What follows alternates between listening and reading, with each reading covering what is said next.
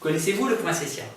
Cette superbe plante va illuminer notre intérieur avec des teintes rouges, blanches, orange piquetées et même roses, et cela de novembre à février.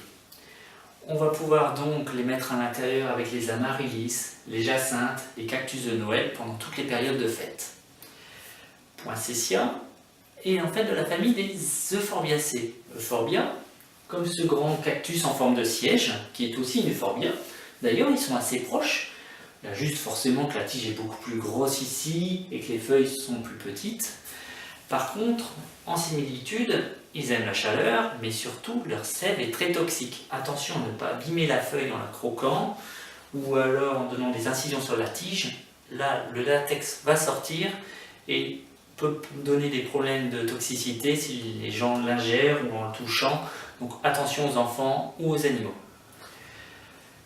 Le poinsettia a horreur du froid. On va le placer dans une pièce au-dessus de 15 degrés. Ou sinon, ça lui est fatal. Les feuilles tombent et c'est fini. Donc, on va le placer le plus loin possible des portes d'entrée avec les courants d'air ou pas à côté d'une fenêtre mal isolée. Ou sinon, comme ici, les bractées se sont desséchées, tout est tombé et là on perd quand même pas mal de l'attractivité. Pour l'arrosage, très peu, j'attends qu'il soit sec, c'est un cactus de toute façon, pour remettre un demi-verre d'eau et surtout de l'eau à température ambiante. Pareil, les racines ne supportent pas le froid, donc on va attendre que l'eau monte au-dessus de 15 degrés pour bien la chambrer et pouvoir ainsi arroser notre poinsettia.